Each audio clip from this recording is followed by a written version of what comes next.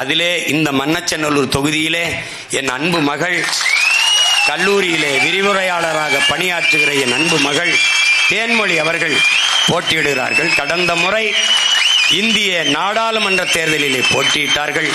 இம்முறை என் மகள் தேன்மொழி மண்ணச்சநல்லூர் தொகுதியிலே போட்டியிடுகிறார். இந்த மகன் நிறுத்துகிறவள் என்ன சாதி, என்ன மதம் சார்ந்தவள் என்று தேடாதீர்கள்.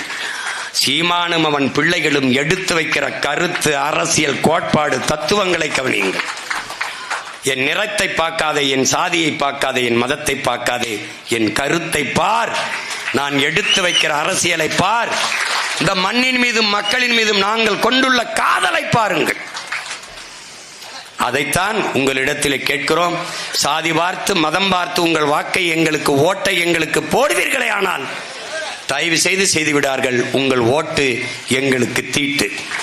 வருகிற தேர்தலில் 2026 படைப்போம் புதிய அரசியல் வரலாறு, புதிய ஒரு தேசம் செய்வோம்.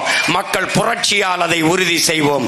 இலக்கு ஒன்றுதான், இனத்தின் விடுதலை. இனம் ஒன்றாவோம், இலக்கை வென்றாவோம்.